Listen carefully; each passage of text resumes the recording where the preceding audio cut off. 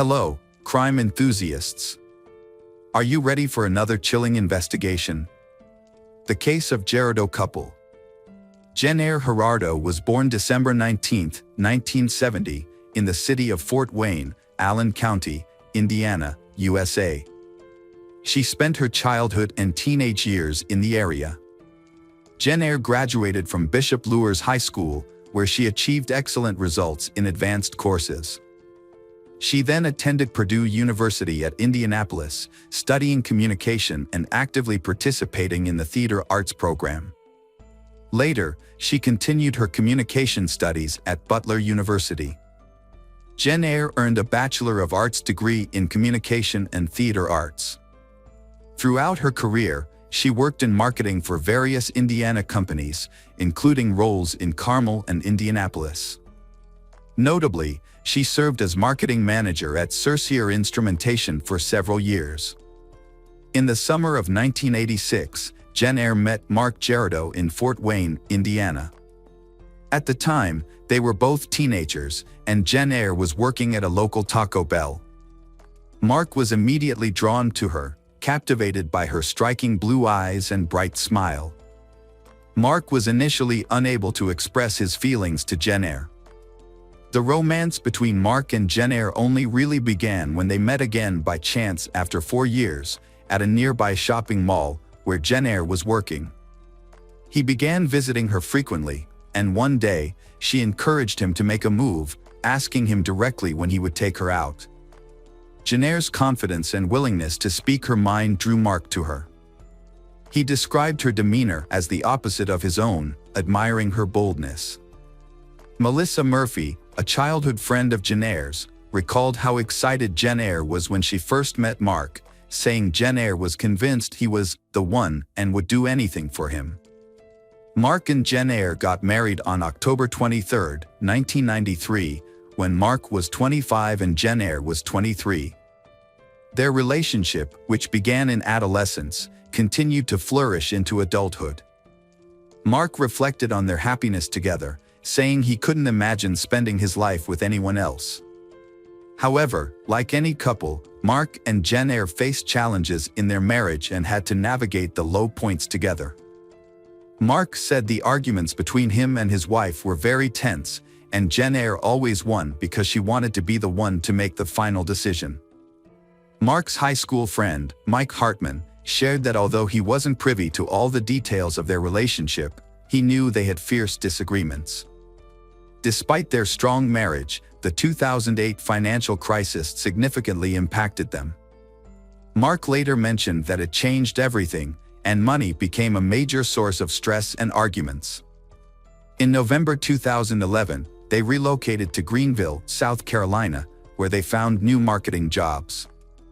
Exploring the state's beautiful landscapes brought them closer together, and their marriage experienced a renewal. However, their renewed life came to a halt in 2017. Jennair lost her job, leaving her struggling to find a new one, and she was no longer the strong, confident woman she once was. Around this time, the couple felt it was time for a change and a fresh start. They decided to move to Delaware, and Mark began looking for a job right away.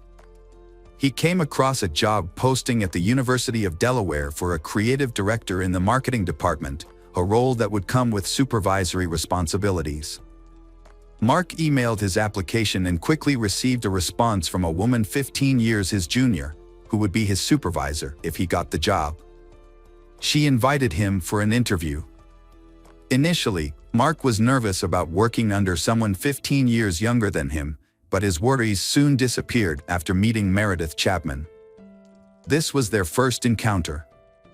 At the time, Meredith was 33 years old and originally from Pennsylvania. She had graduated from the University of Delaware with a bachelor's in communication and a master's in education. She was married to Luke, a former New York City councilman, and they lived in Fairfield Crest, Delaware, with their dog Indy. The couple had married in 2009. During his interview, Mark was immediately drawn to Meredith's beauty and intelligence. He recalled thinking, "I have to work for this person," within 5 minutes of sitting across from her.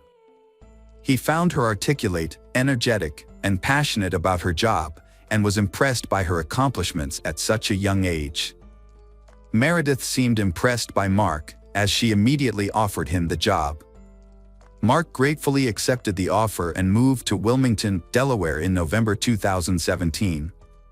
His wife, Jennair, stayed behind in South Carolina to lease out their home.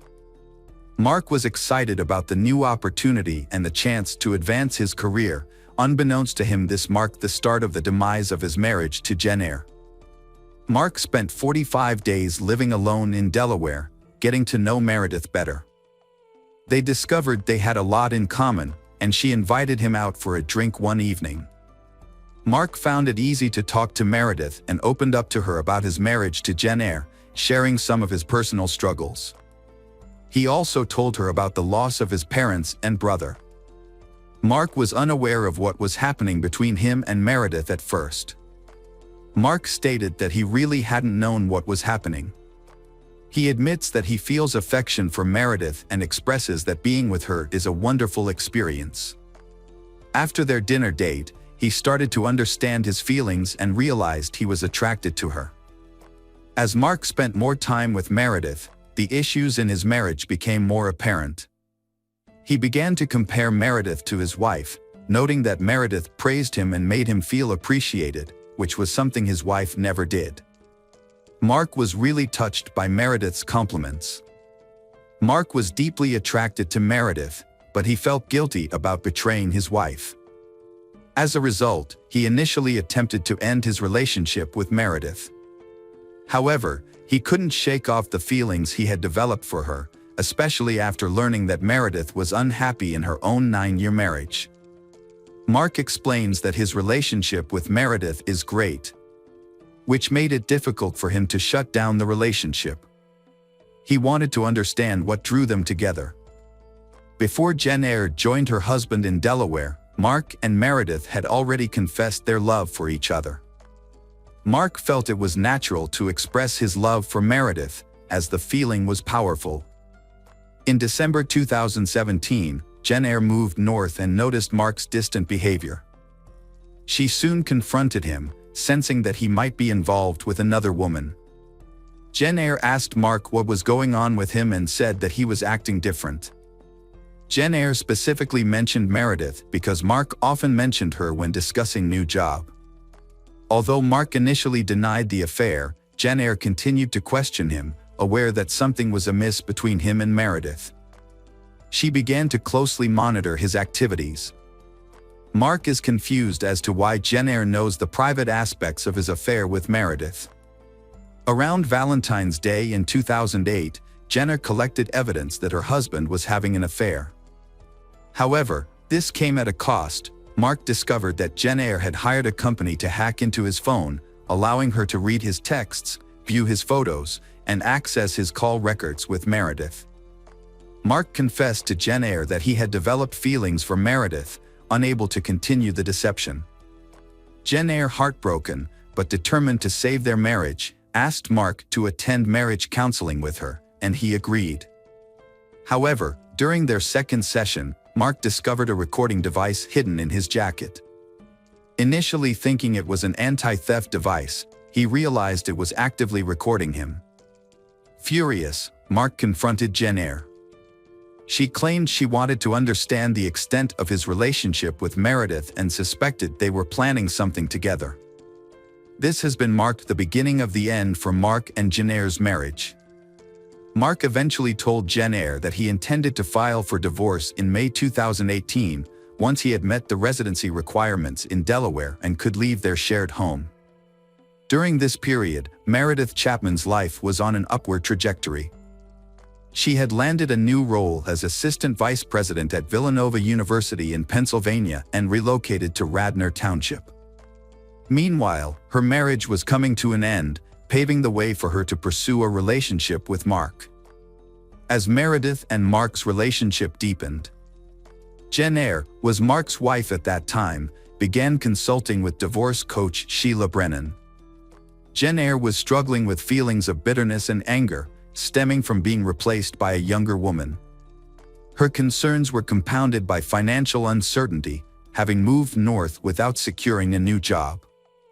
Jennair's situation continued to deteriorate, ultimately taking a toll on her mental health. Mark noticed her distress and suggested that she see a psychiatrist for professional help.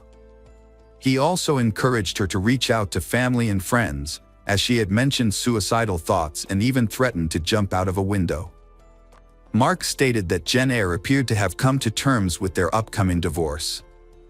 She walked up to him with a list of things she wanted him to do in the weeks before he officially moved out. Her requests included activities such as going on hikes, having dinner together, and generally spending quality time as a couple. Mark agreed to fulfill her requests, thinking it would help Jennair be in a better emotional state. During this time, Jennair appeared to be acting normally, although she would occasionally become emotional and break down in tears. Over the next few weeks, Jennair started posting on the app Nextdoor. She was looking for recommendations for a good marriage counselor who could help couples that were close to getting a divorce. In her post, Jennair specified that they needed a counselor with extensive education and experience in handling complex issues such as infidelity, depression, traumatic experiences, and child-parent dynamics. However, unbeknownst to Mark, Jennair had secretly been planning her revenge. On the night of April 23, 2018, Mark and his wife Jennair were scheduled to meet at a restaurant to discuss their divorce agreement. However, Jennair sent Mark a series of messages, first saying she was running late, then telling him to go home as she wouldn't make it to the. Mark got up to leave, but minutes later, he received a disturbing picture from Jennair, an image of trash with a condom in the middle. This led him to believe Jennair was rummaging through Meredith's trash can outside her home. More text messages followed, including one that said he had ruined co-life. Jennair's next messages were even more ominous, saying she hoped he never found happiness and she had said goodbye to Mark. Alarmed and fearing for Meredith's safety, Mark tried to contact Meredith multiple times, but all his calls and texts went unanswered.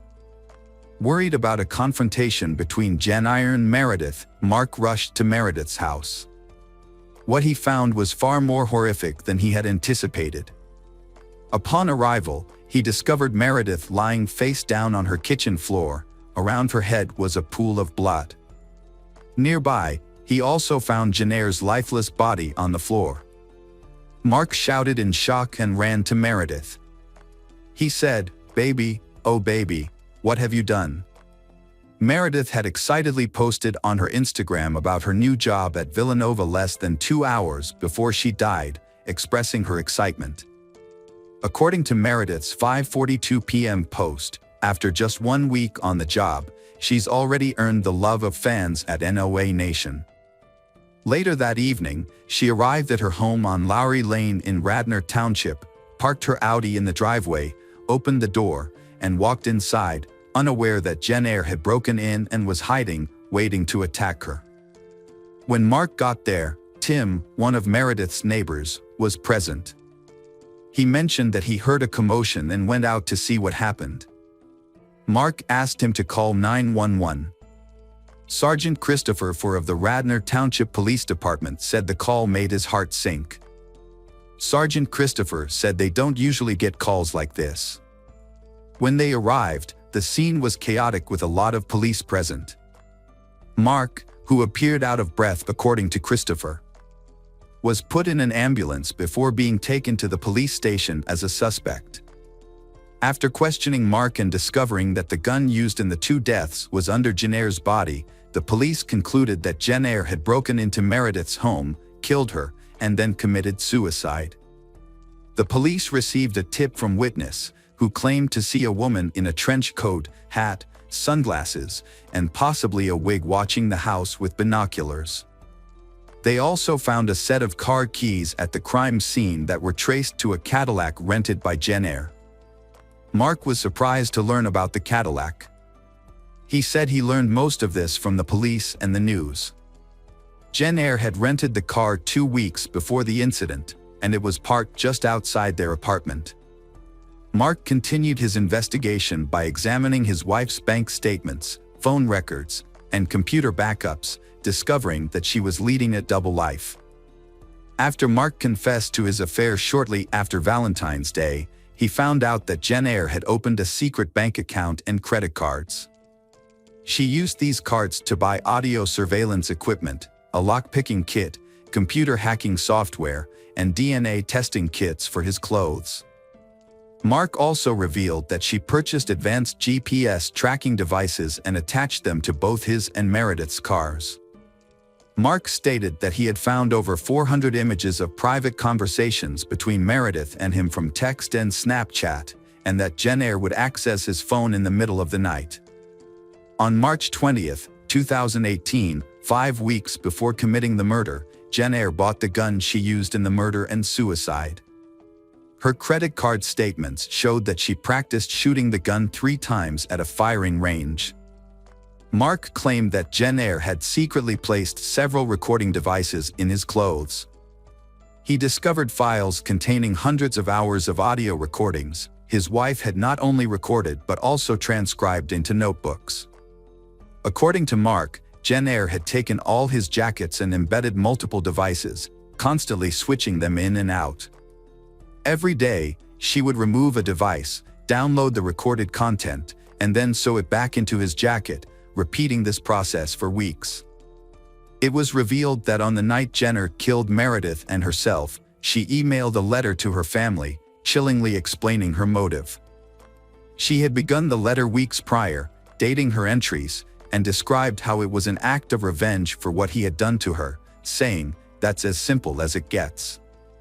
Dr. Robbie Ludwig, a psychotherapist who studied marriage-related homicides and Red Letter, suggested that Jennair may have been driven to kill Meredith and herself because she could not bear losing Mark. Dr. Robin commented that, in his opinion, there was something about listening to the recordings that made Jennair angry and upset. Dr. Robin went on to say that Jennair found the strength to act because she believed that her suspicions about her husband's character were correct. However, when she became suicidal and lost hope in life, she became more dangerous. It seemed that she had arranged everything to make her husband suffer. In a TV interview with Dr. Ozark, Mark shared a shocking revelation. Jennair had written a 15-page letter, confessing that if he had walked in on the crime scene, she would have killed him as well.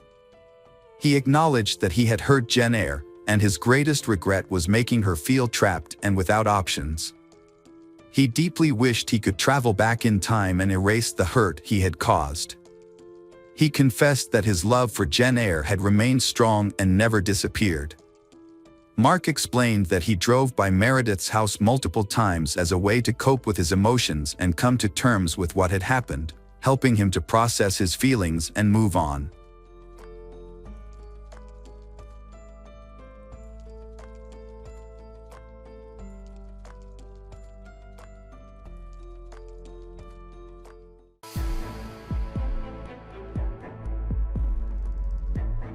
Welcome back, detectives. Let's dive into another horrible case, the case of Fusako Sano. Nobuyuki was born on July 15, 1962, in the Japanese prefecture of Niigata. He grew up in a wealthy family. His family's business, related to passenger transportation, was very successful, thanks to his 62-year-old father. Nobuyuki was a late child, with 5 half-siblings from his father's previous marriage. However, he is not really close to them. As a result, he grew up to be a spoiled and demanding child who always expected to get his own way, immediately.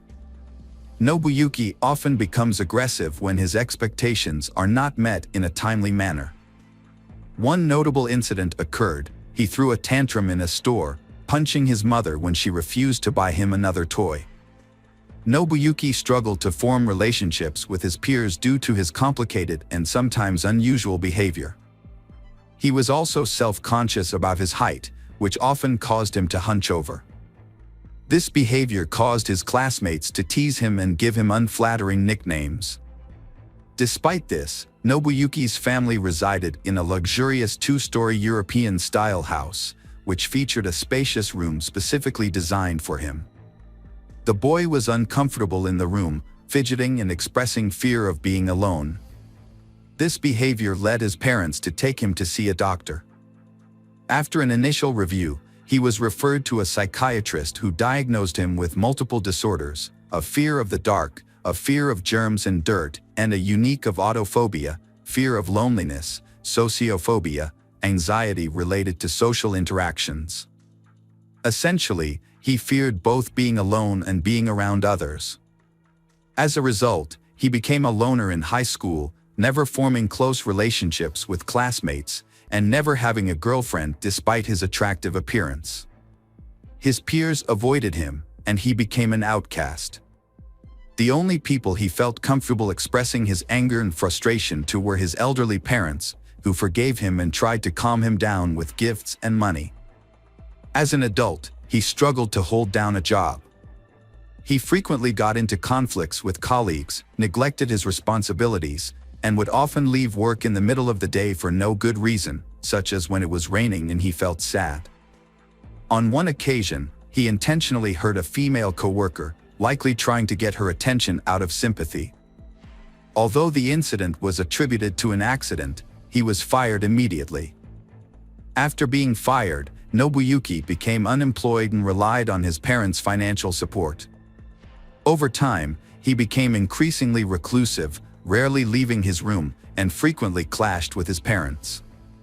Following a particularly intense quarrel, Nobuyuki started a fire in his home, nearly destroying the house and putting its occupants in harm's way. Nobuyuki was later admitted to a psychiatric clinic for treatment, where he was diagnosed with a depressive disorder, uncontrollable outbursts of aggression, and signs of misogyny, extreme dislike and hatred of women.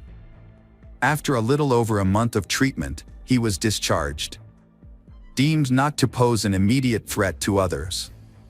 For a brief period, Nobuyuki remained calm and even began rebuilding the partially burned house, adding a couple of new rooms. However, his efforts were short-lived, and he eventually abandoned the construction project. Nobuyuki became increasingly withdrawn and isolated.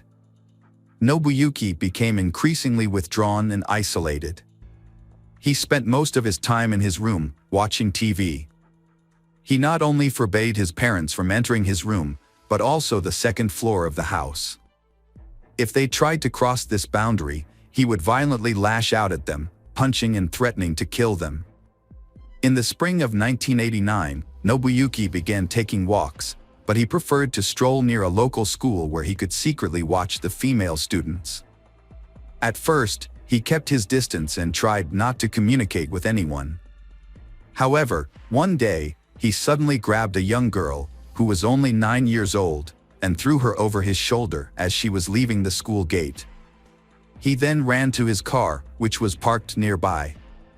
The other children immediately screamed for help, and a school security guard and bystanders quickly intervened, rescuing she and detaining Nobuyuki until the police arrived. Nobuyuki was unable to explain why he attacked she, and it was clear that he had intended to commit a violent and unlawful act against a minor. As a result, he was charged with attempting to commit a violent crime against a child. Nobuyuki Sato avoided a long prison sentence thanks to his father's connections and wealth. In August, Nobuyuki was given a year's probation despite his heinous crime. Shortly thereafter, his name was mysteriously removed from the criminal prosecution database, allegedly due to his father's intervention. However, Nobuyuki's father died shortly after his son's case, dying of a heart attack. Nobuyuki was left with overwhelming shame and guilt for his father's sacrifices and efforts to cover up his crime. After the failure of his first kidnapping attempt, Nobuyuki, 28 years old, tried again a year and a half later. This time, he carefully planned the crime and remained under the police radar for an extended period. On November 13, 1990, Nobuyuki set out on a hunting trip around the city. In the evening, as darkness fell, he spotted 9-year-old Fusako Sano, who had stayed late after school due to a sports event, walking alone on a deserted road.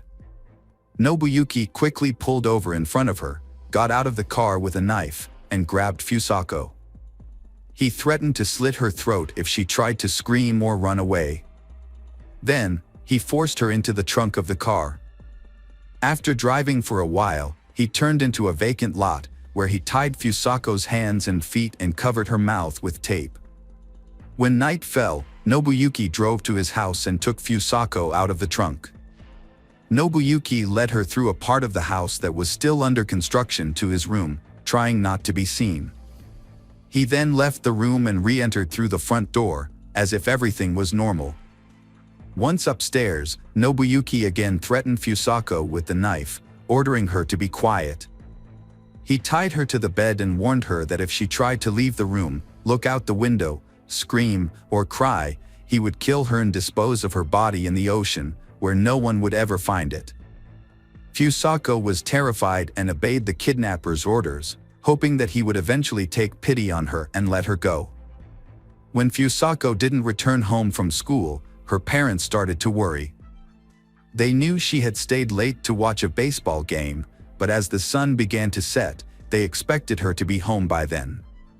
Initially, Fusako's parents tried to find their daughter on their own, retracing her usual route from school to home, but their efforts were unsuccessful. As night drew closer, the parents of Fusako turned to the police for help, hoping for a quick resolution. Since Fusako's disappearance, only a few hours had passed, and they were anxious to find her. The police launched a search operation. And by the next morning, they were joined by dozens of volunteers from the local community. The following day, the search party grew to over 200 people, who combed the area, distributed flyers with Fusako's photo, and interviewed passers-by in search of witnesses. Notably, Nobuyuki lived close to Fusako's school and the police station. He had previously attempted to kidnap Fusako, which had brought him to the attention of the police. However, despite this, Nobuyuki was not considered a suspect in the case, thanks to the efforts of his late father. A large-scale search operation was initiated to locate Fusako Sano, a Japanese schoolgirl who had disappeared. The search lasted for many months, covering numerous locations such as empty buildings, houses, railroad cars, and vacant lots. Investigators also searched suspicious vehicles and combed through interstate highways, but found no clues. As the investigation continued, authorities considered various theories, including the possibility of involvement by North Korean special services. However, despite their efforts, the search was unsuccessful, and Fusako remained missing. Fusako later revealed that she was terrified during her captivity and followed Nobuyuki's instructions in the hope that he would eventually release her. However, her captor, Nobuyuki, had no intention of letting her go. For several months, he kept her bound with tight restraints that impaired her blood flow and caused her to lose sensation in her limbs. If she disobeyed or made a sound, he would punish her with a stun gun, beat her, or threaten her with a knife. Notably, Nobuyuki never assaulted Fusako in a sexual manner during her captivity. Instead, he treated her more like a possession or a pet, using her as a means of companionship and conversation. Nobuyuki kept Fusako captive, feeding her a meager diet of food prepared by his mother. As a result, Fusako became severely malnourished and weakened. He restricted her to her bed, forcing her to use plastic bags as a toilet, which he would then dispose of in an unfinished part of the house. Once a month, he would bathe her in a basin, cut her hair and nails, and dress her in his own worn-out clothes. Despite her compliance, Nobuyuki would regularly beat her for his own amusement. Over time, Fusako's spirit was broken, and she became submissive, no longer attempting to escape or even look out the window. As the years passed, Nobuyuki stopped bothering to physically restrain Fusako, and didn't even think to lock the door when he stepped out. He would simply cover her with blankets or towels. Occasionally, he would turn on the radio or watch TV with her, but only to programs that interested him, such as Scottish or sports matches. He also brought her comic books, which he enjoyed himself. These were the only things Fusako had to read during her confinement. For nearly a decade, Fusako was isolated, never speaking to anyone else or leaving her room. She remained in bed most of the time, hardly moving or trying to resist her situation. Fusako had become so resigned to her fate that she no longer attempted to escape or call for help. Nobuyuki's mother lived in fear of her son's violence. For years, she had avoided the second-floor room because Nobuyuki had threatened her with violence. This was not an idle warning, as Nobuyuki actually pushed her down the stairs when she tried to enter the room. She retired in 1996 at the age of 73, and her circumstances became extremely difficult. Nobuyuki regularly abused her, forcing her to follow his rules. Desperate for help, she went to the police in the spring of 1996 and filed a report, stating that she was a victim of domestic violence at the hands of her son. However, the police seemed reluctant to intervene and persuaded her to withdraw her statement, advising her to handle the situation on her own. She also sought help from a public health center, complaining about her son's aggressive behavior and requesting that he be hospitalized for psychiatric evaluation. Her concerns were ignored and she was told her son's actions were not worth worrying about. Instead, she was advised to encourage him to seek help voluntarily. In January 2000, the elderly woman, exhausted from years of physical and emotional abuse, made a desperate call for help. She contacted the hospital and the police, requesting that they send the medical team and officers to her home. Her reason for calling was that her son, Nobuyuki, had brutally beaten her again, tied her up, and used a taser on her multiple times. Authorities finally responded to she's pleas for help and arrived at her house. When the ambulance and police car appeared, Nobuyuki became visibly agitated, aggressive, and resistant. He had to be restrained with handcuffs and sedated with a large dose of medication. Nobuyuki's mother confessed to the authorities that she lived in fear of her son, whose behavior had become increasingly aggressive and uncontrollable. She also revealed that she had not been allowed to access the second floor of her home for years, as Nobuyuki had forbidden it, threatening to kill her if she disobeyed. Upon entering the second floor and Nobuyuki's room, the police made a shocking discovery. A pile of blankets on the bed moved slightly, and when the officers peeled them back, they found a thin, pale, and exhausted girl hiding underneath. When questioned, she identified herself and revealed that she had been kidnapped by Nobuyuki while walking home from school a long time ago. After the discovery, the police brought Nobuyuki's mother into the room to ask if she knew the captive girl. However, she was shocked and claimed she had no idea that anyone else lived in the house besides her and her son. The kidnapped girl also claimed that she had never seen she before. During questioning, Nobuyuki made a shocking confession. He recalled the day he saw Fusako on the road and thought she was cute, so he decided to take her home with him. According to Nobuyuki, he took care of Fusako, feeding her, washing her, dressing her, and reading her comic books. He only punished her when she disobeyed him. Nobuyuki also admitted that he loved Fusako like a friend and believed she felt the same way about him. He had no intention of letting her go and hoped she would stay with him forever. He enjoyed spending time with her, talking to her for hours about soccer, music, or his favorite comic book characters, and she would listen silently. Nobuyuki claimed that he never locked his bedroom door, but Fusako never tried to escape, which led him to believe that she was happy living with him. A medical examination concluded that despite his mental disorder, Nobuyuki was able to understand his actions and thus was eligible to stand trial. However, questions were raised about whether his mother could be held accountable as an accomplice. She often bought feminine hygiene products for her son, which raised suspicions. Despite her repeated efforts to alert authorities and get medical help for her family, her concerns were consistently disregarded.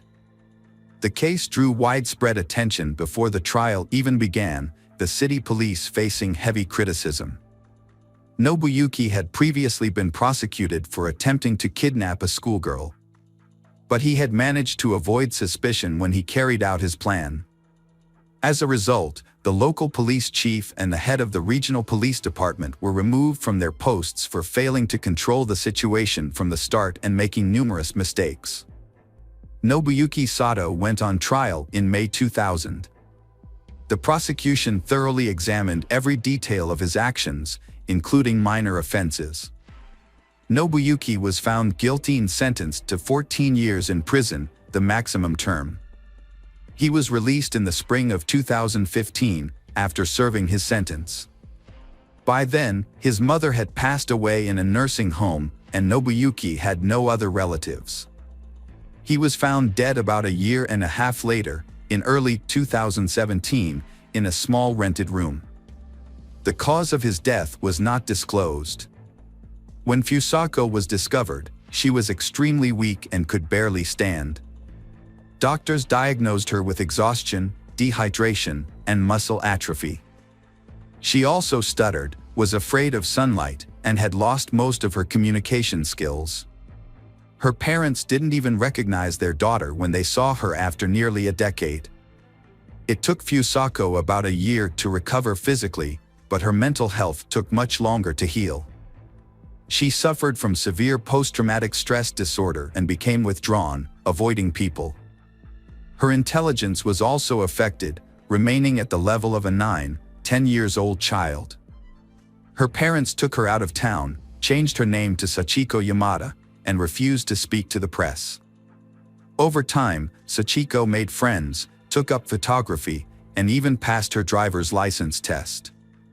In 2007, a family outing took a devastating turn when her father accidentally drowned in a pond she tragically witnessed.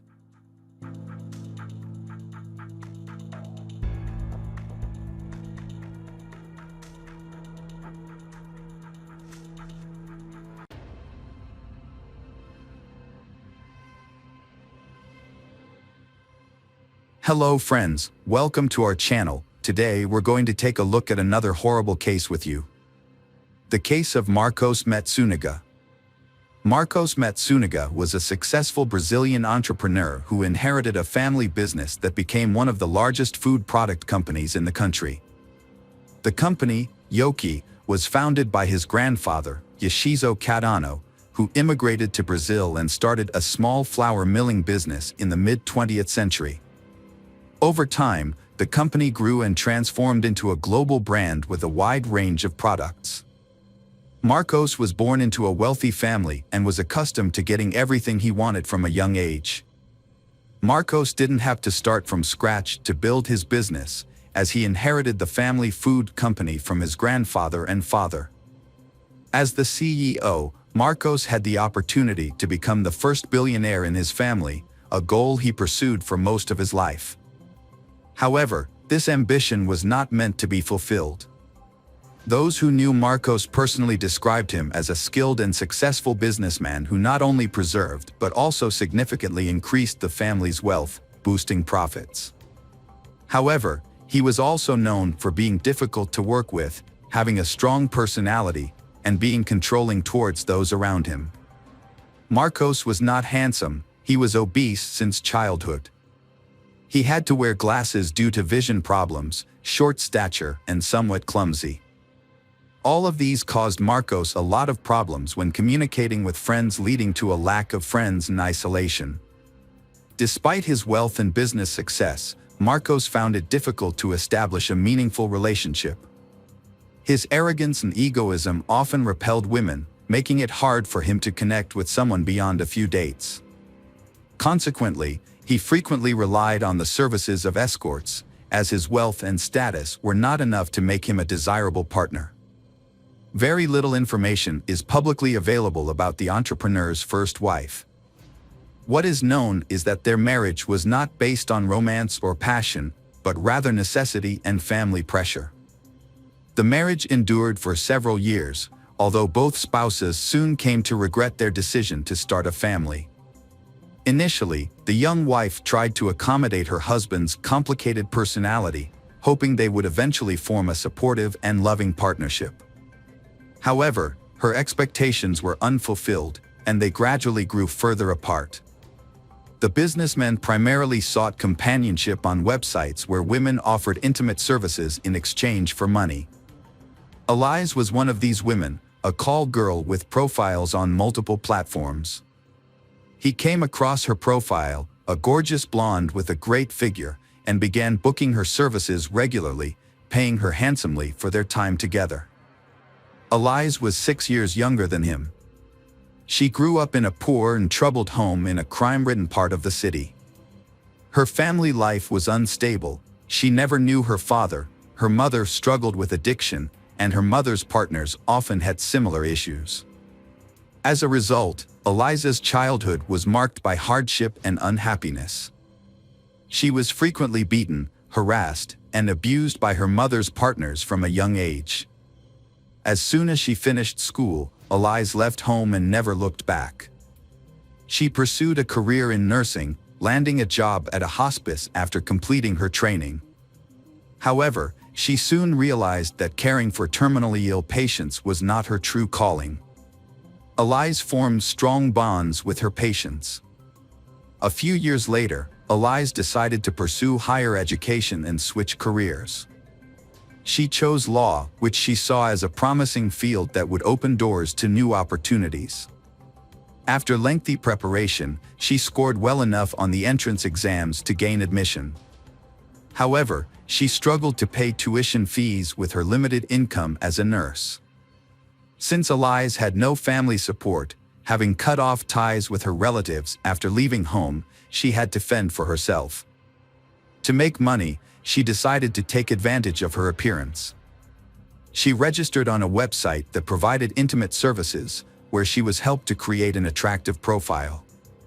Soon, wealthy customers began to notice Elise's beauty. Elise worked as an escort to finance her studies and support herself. Once she completed her education and secured a job in her field, she planned to leave the sex work industry. That's when she met Marcos, a regular client who showered her with gifts and openly met with her. Unbeknownst to Elise, their relationship would take a dramatic turn. Marcos, a wealthy married man, would eventually leave his wife for Elise, transforming her rags-to-riches story into a real-life fairy tale. Marcos completely lost himself over Elise, but it's unclear whether Elise actively pursued him or not. After about 6 months, Marcos realized he didn't just want to date Elise, but to be with her long-term. Without hesitation, he filed for divorce from his first wife and began introducing Elise as his fiancée to everyone. Marcos, as a businessman, preferred to keep the true nature of their relationship and Elise's occupation private. So, they came up with a cover story, claiming they met by chance at a cafe. They stuck to this story, even with Marcos's closest relatives and friends, who remained none the wiser.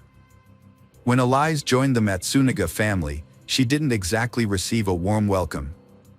Her in-laws suspected that she had used her charm to win over Marcos, an older, wealthy, but not particularly attractive man. They believed she was now pretending to ignore his abrasive personality in order to secure her new status. Despite their reservations, no one strongly opposed Marcos's decision to divorce his first wife and marry Elise. A lavish, traditional wedding was planned, complete with a white wedding dress, numerous guests, and a multi-tiered cake. Afterwards, Marcos moved his new wife into his grand, luxurious mansion, where she became the lady of the house. Matsunaga was a well-known collector of luxury items, particularly expensive wines and rare weapons. His house featured a large wine cellar, where bottles were meticulously organized by year and country of origin. Additionally, the house had a secret room dedicated to his collection of firearms and edged weapons, which were proudly displayed on the walls from floor to ceiling. Marcos took great pride in his extensive collections and was always on the lookout for new additions.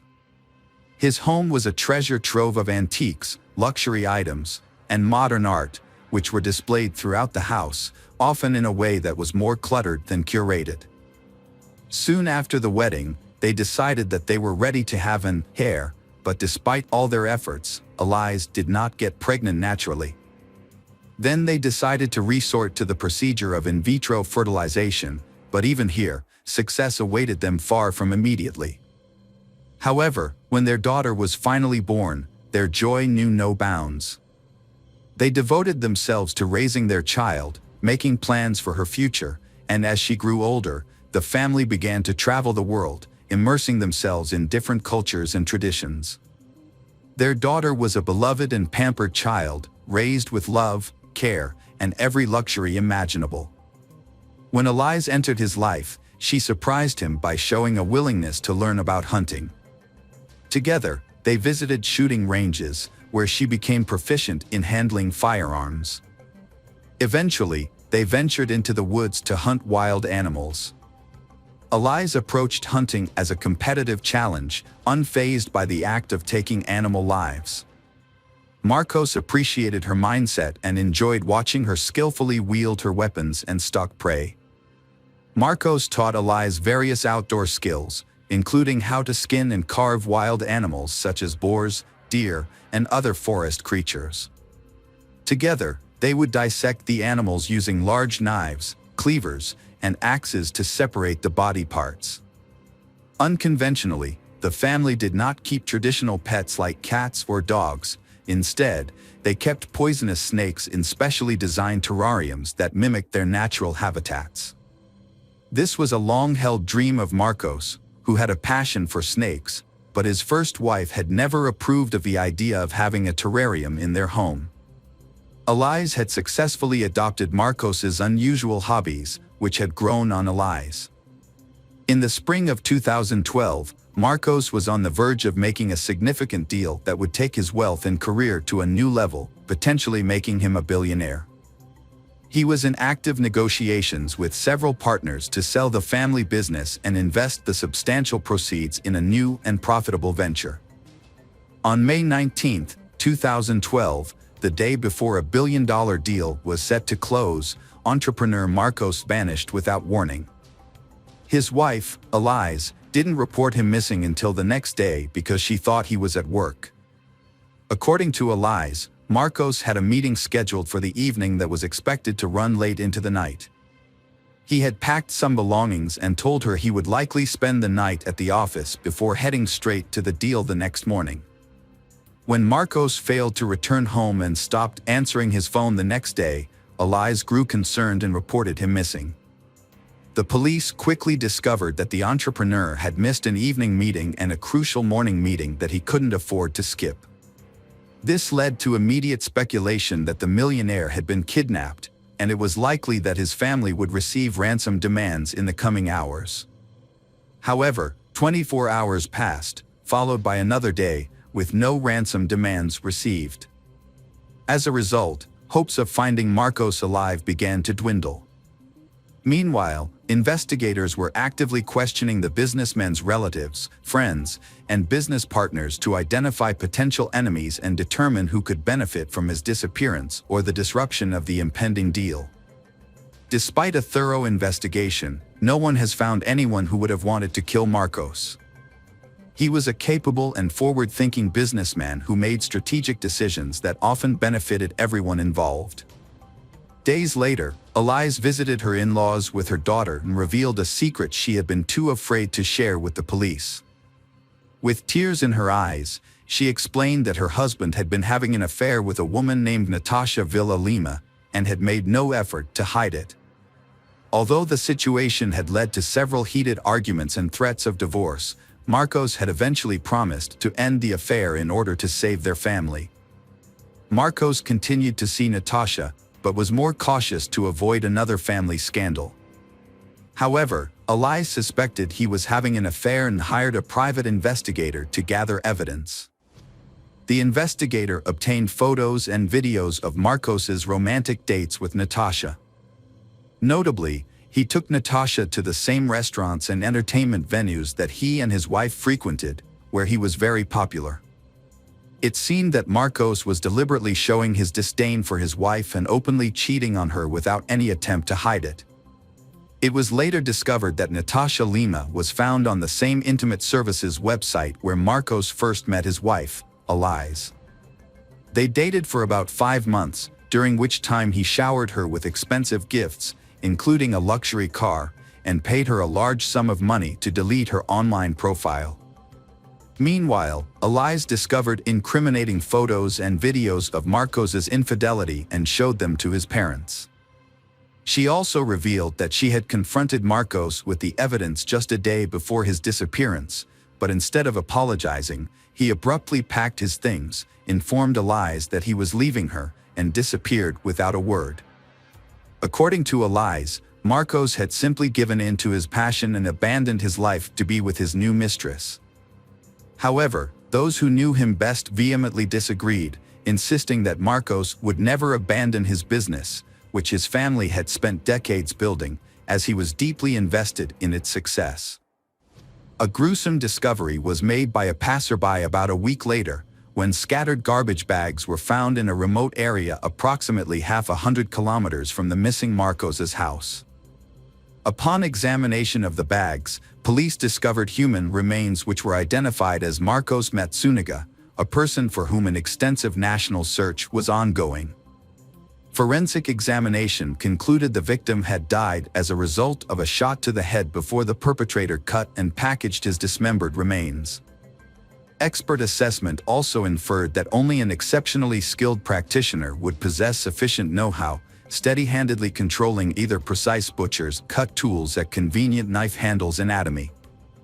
The investigation began by reviewing the last known location of the deceased man, Marcos. This led authorities to the luxury residential complex where Marcos lived with his wife and daughter. The complex was equipped with multiple security cameras, which were thoroughly examined. A review of the footage revealed that the evening before Marcos disappeared, he and his wife had ordered food delivery. The elevator camera captured Marcos going down to the first floor to collect the food, returning with pizza boxes in hand. He then entered his apartment and was not seen leaving again that evening, night, or the following day. It appeared as though Marcos vanished into thin air. Eliz leaves their apartment with 3 large, heavy suitcases. Investigators, who already had suspicions, take her into custody for questioning. At first, she denies any involvement in her husband's disappearance, sticking to her initial claim that he left her for another woman. However, when shown footage of her moving the suitcases, she breaks down and confesses. According to her, their marriage had been troubled for some time, and her husband had become increasingly abusive. Marcos would constantly humiliate her, criticize her for her past work as an escort, and claimed that she was a bad mother to their daughter. Marcos exerted total control over his wife Eliz, not even allowing her to make friends. When she once mentioned divorce, Marcos threatened to leave her with nothing, take their child, and prevent her from seeing him. On the evening of the incident, Eliz showed Marcos pictures from a detective, which depicted him with his mistress. Instead of remorse, Marcos became enraged and slapped Eliz. She claims that everything after that was a blur. The next thing Eliz remembers is holding a gun, which she used to shoot her husband. Upon realizing what had happened, she decided to dispose of the body to make it seem like Marcos had vanished. Eliz drew upon her experience as a nurse and knowledge of human anatomy to do so. Additionally, Marcos had previously taught her how to skin and dismember animal carcasses, and they had the necessary tools at home. After Eliz killed her husband, she dismembered and bagged his body while their young daughter slept in the next room. It was later discovered that the evidence of her husband's infidelity, which included photos and videos, was only received by Eliz on May 20th, after she had already murdered him. This evidence was provided by a private detective.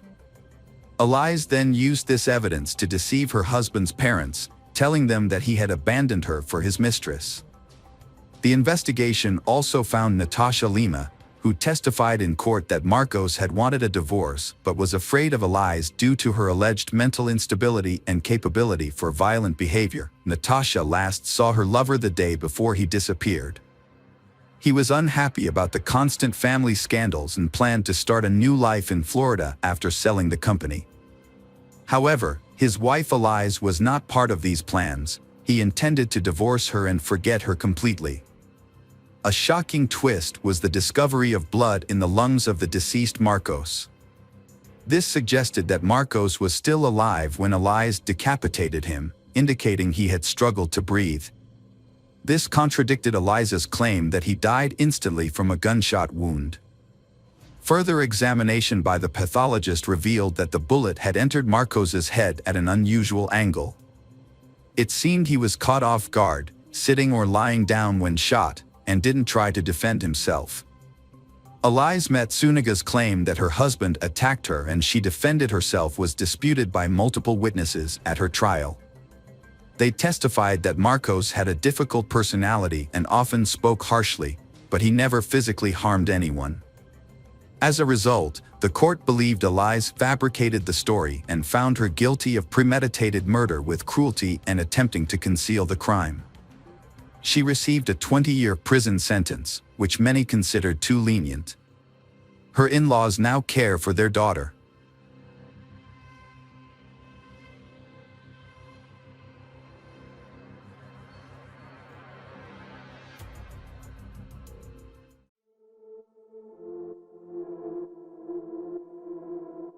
Hello friends, welcome to our channel. Today we're going to take a look at another horrible case with you.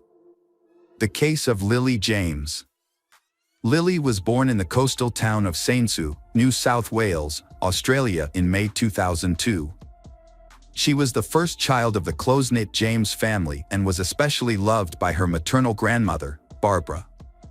Growing up, Lily spent much of her time by the ocean with her younger brother Max, where she developed a passion for swimming and an active lifestyle.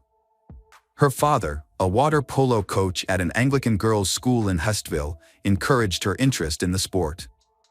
Those who knew Lily remembered her as a friendly and outgoing person who excelled in her studies and was always willing to help those in need. Her well-rounded personality made her a standout student, and she was widely respected by her peers. With her impressive talent and dedication, Lily succeeded in multiple areas, including academia, sports, and community service. She was also an accomplished performer, participating in her school's theater and dance club. Eventually, Lily's talents caught the attention of organizers from the prestigious Woodford Folk Festival, one of Australia's largest annual events, attracting over 125,000 attendees from around the world. As part of the celebrations, Lily performed a unique monologue from William Shakespeare's Macbeth. Her performance showcased her impressive skills, charisma, and stage presence, earning her a standing ovation and the jury's approval. She achieved second place in the theater category, a remarkable achievement that earned her recognition and a significant prize. In 2018, Lily achieved another milestone when she passed her beginner's driving test. Her athletic talents also flourished, particularly in water polo, a sport she began competing in professionally, following in her father's footsteps.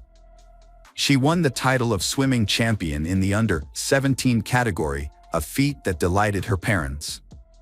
By her final year of school, Lily had decided to pursue a career in sports, and in 2020, she enrolled at Sydney Technological University to study sports business management. A turning point in her life. In early 2021, she started a new chapter. To break up her college routine and gain teaching experience, she took a job as a water polo coach at St. Andrew's Cathedral School. Her youthful energy, vibrant personality, and passion for sports quickly won over her colleagues, the school administration, and the students she was coaching. The students looked up to her and tried to meet her high standards. In return, she sought to understand each student's unique needs and strengths. That's when she met Paul, the new cricket and hockey coach. His impressive skills and charismatic presence quickly made him the center of attention. As a part-time teacher at another school and a member of the University of New South Wales hockey team, Paul was a driven and accomplished young man. He was particularly popular among the female students and staff. However, opinions about him were divided. Some saw him as arrogant and stubborn, while others appreciated his positive qualities. Initially, Lily and Paul's interactions were friendly but brief, limited to exchanging greetings. Over time, their relationship evolved into something more. Lily's friends reported that Paul asked her out on a date, and she found it difficult to say no due to his charming smile. The date had a profound impact on both of them, leading to a decision to meet again. As Lily got to know Paul better, she began to develop feelings for him, unaware of his true nature. Her kindness and openness made her vulnerable to falling in love. Paul appeared to return her affection, frequently complimenting her, giving her flowers, and planning evenings together. They decided to keep their relationship a secret, especially from the students at school. Lily and her boyfriend, Paul, had agreed to keep their relationship private, adhering to the school's policy and Lily's personal preference for discretion. However, as time passed, rumors about their relationship began to circulate, evolving from hushed whispers to open discussions. When Lily discovered that Paul was the one who had revealed their relationship, she felt deeply hurt and betrayed. Paul's portrayal of her had also led to criticism and judgment from others, causing Lily to feel humiliated. As a result, she confronted Paul about his actions and ended their relationship. Despite Paul's subsequent attempts to apologize and reconcile, Lily remained resolute in her decision. She took some comfort in the fact that their relationship had been brief, allowing her to see Paul's true nature before things escalated further.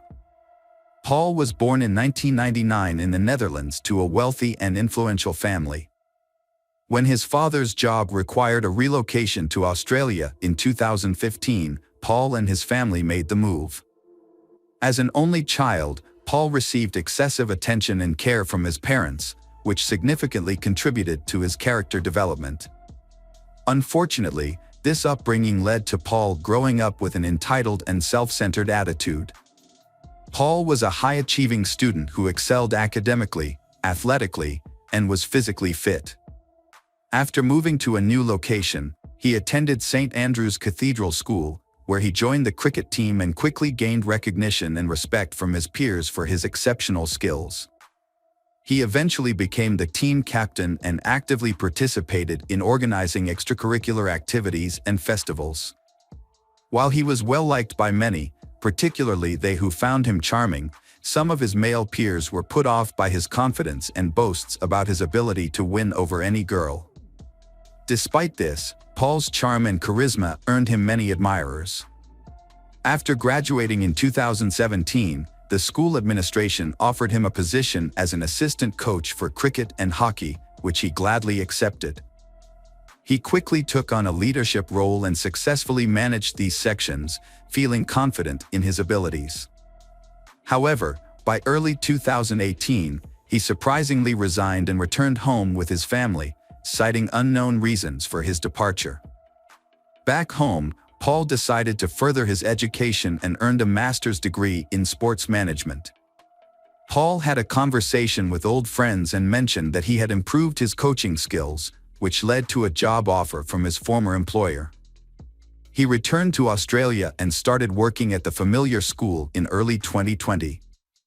To reduce living expenses, Paul agreed to share an apartment with a friend in Kensington, a suburb of Sydney. Initially, they enjoyed each other's company, socializing after work. However, a few months later, they had a disagreement, and Paul decided to live alone. His parents, who he couldn't visit due to the pandemic, felt that Paul was lonely despite being busy and surrounded by people.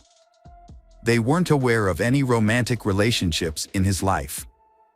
By the summer of 2021, as Paul resumed his regular activities, people began to notice a change in his behavior and personality. He picked up where he left off in the sports world, regaining his status as a key player on the hockey team and continuing his active lifestyle, even featuring in promotional advertisements. At the same time, those who knew him observed emerging characteristics that were not present before. Uncontrollable outbursts of anger became a concern. Furthermore, rumors circulated within the school community about his unusual interest in his female students. He would often engage in flirtatious behavior with teenage girls, staring at them for extended periods, leaving them visibly uncomfortable and embarrassed. Paul's importance in the hockey team's progress to the Australian Hockey League finals was evident despite the turmoil in his personal life. His recent breakup with Lily was likely a significant blow to his ego. Unexpected, on October 26, 2023, at approximately 4:30 a.m., the principal of St. Andrew's Cathedral School in central Sydney sent an email to students and parents announcing the school's closure until the end of the week due to a critical incident. A tragedy occurred at the school, prompting a thorough investigation. On Thursday and Friday, a 24-hour consultation center was established in the school library to support those affected. Forensic teams meticulously searched the school building and surrounding area, gathering evidence. The gym was closed off, and the adjacent shower area was scheduled for demolition due to the disturbing discovery made there.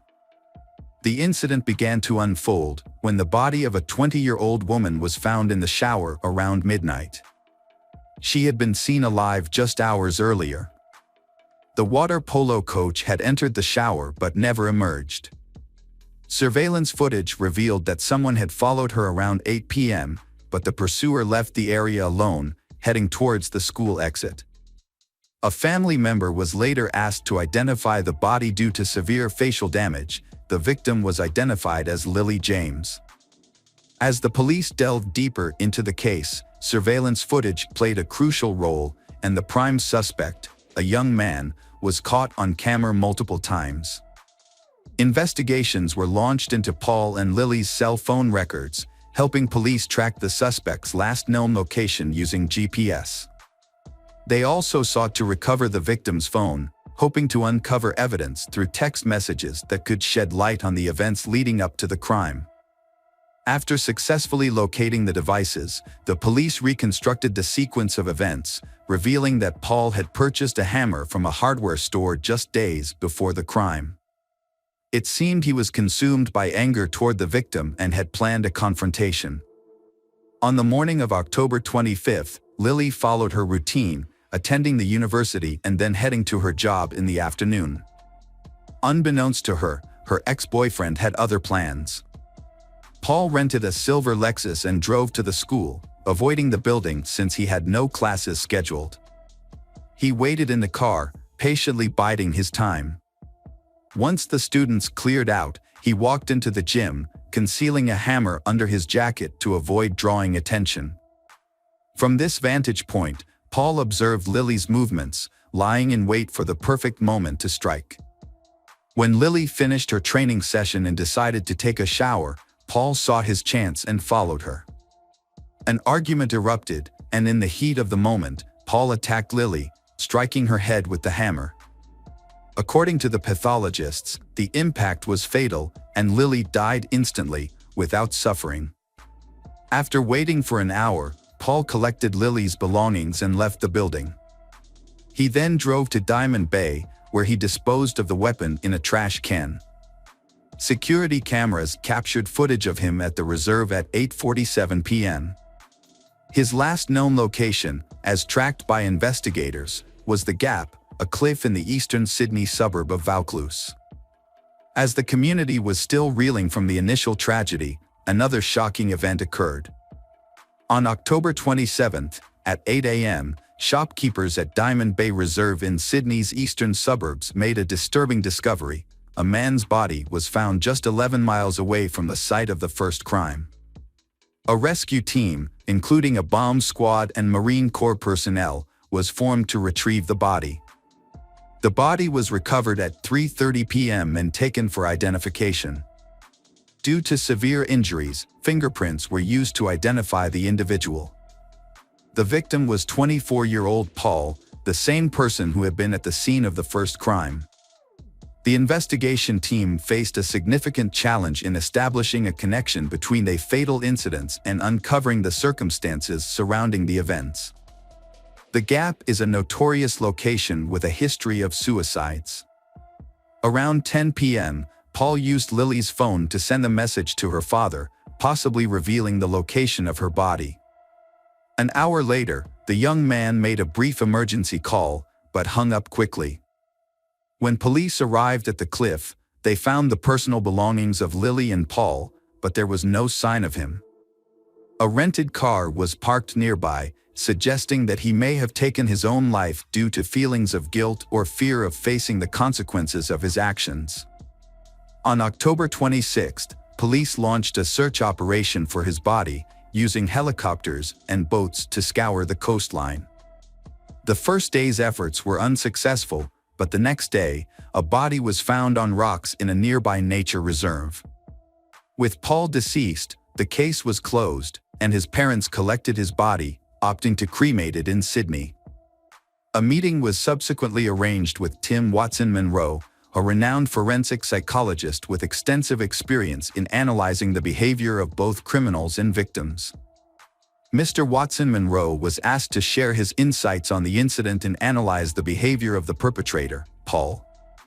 According to Mr. Watson Monroe, Paul's actions were characteristic of individuals with an inflated sense of self-importance who struggle to accept rejection. He believed that Paul committed the crime in a premeditated and calculating manner, showing no remorse for his actions. When asked about Paul's decision to end his own life, Mr. Watson Monroe provided an explanation. Mr. Watson portrays Paul as a self-centered individual with psychopathic traits. Some have compared the tragic events to the finale of Romeo and Juliet, but the story of Lily and Paul is unique and unfolds in a distinct way. A genuine love relationship cannot thrive with pride, dishonesty, and betrayal. Unfortunately, Paul failed to grasp this, leading him to overlook the value of the person beside him. His decision to prioritize his own wounded ego ultimately resulted in the loss of a bright and vibrant life. This not only caused lasting pain for Lily's family but also for Paul's own loved ones. Regrettably, his actions left a devastating impact on those around him.